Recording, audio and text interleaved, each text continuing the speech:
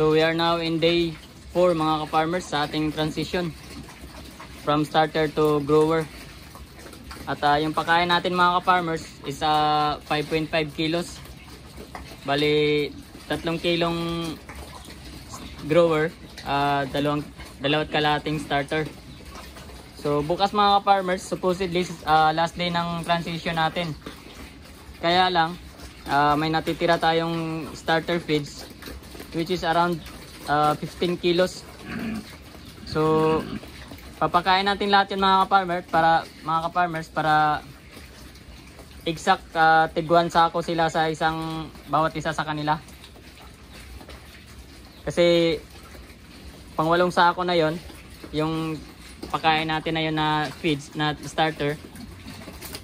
Tapos 8 piraso nating fatteners. So meron pa tayong natirang ng around 15 kilos mga ka-farmers. And supposedly yung transition natin is tapos na bukas. So ang gagawin natin, haluan na lang natin ng paunti-unting starter para hindi naman masasayang yung starter natin. Kasi sayang din yung pag pinakain natin sa manok. Alam naman natin na napakamahal ng starter. Hindi rin naman pwede pakain kay Mama Pig yun. So ipaubos na lang natin yun mga ka-farmers. Paunti-unti nating ihalo sa ating grower. So baka bukas mga ka-farmers, magdadagdag tayo ng kalahating kilo. So gagawin nating 6 na kilo yung pakain natin. So maging 18 kilos per day. Tapos 8 piraso tong alaga natin. So yung per day nila is around 2.2 something, mga ganon. Kasi bali maging 18 kilos na sila per day. Tapos 8 piraso tong alaga natin. So i-divide lang natin yung 18, divide 8 lang. So I think nasa mga 2.2, mga ganun nga. So ganun lang mga ka-farmers. Tapos continuous na tayo sa grower. Tapos magbibigay tayo bukas ng purga. Mag-deworm tayo bukas. Kasi exact 2 months na sila bukas. So i-deworm natin. Then after 3 days magbibigay tayo ng Bilamil for the last time. Bali 5 ml yun. So tingin ko mga ka-farmers, tamang-tama talaga yung 5 kilo sa kanila. Kasi yung makikita natin itong 5.5 baliwala lang sa kanila.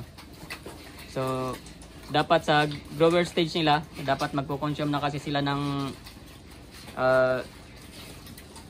more than 2 kilos.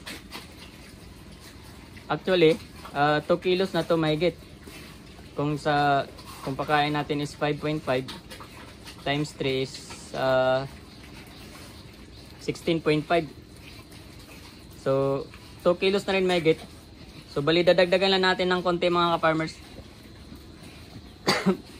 Para hindi sila nabibitin sa pagkain. Kasi pag sa grower stage nito, siguradong ang lalakas na talaga lang kumain. Lalo na yan, At makikita naman natin sa pagkain natin mga ka-farmers ay talagang sulit naman. Hindi naman sila sayang. Kaya goods na goods lang mga ka-farmers na ibibigay natin yung nararapat na pagkain para sa kanila. Para makikita din natin yung makikita rin natin yung result.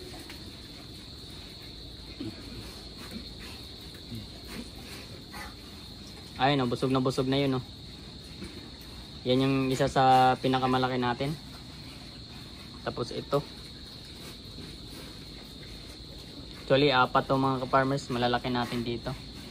5. Ito malaki siya, mahaba yung katawan. Kaya lang medyo manipis. Mahaba lang yung katawan niya. Unlike sa iba na talagang mahaba pero makapal. Lalo na yun, oh. Yung pang material natin. Itong maliit naman natin, maliit lang siya pero ayan, oh. Maliit lang siya pero solid. So sa tansya ko nito nasa mga ano na to, 35 kilos or mahigit. Yung malaki natin mga ka-farmers, more or less nasa mga 50 kilos na yan, or so, baka hindi lang, baka nga more or less 50 kilos na yan. Ganun na siya kalaki. Tsaka ito,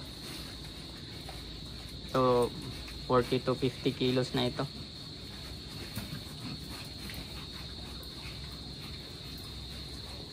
Ganyan na yung kalalaki ng ano, yung mga kinakatay natin ng mga ka-farmers, yung nag-dress meat tayo. Ganyan ang kalalaki yon.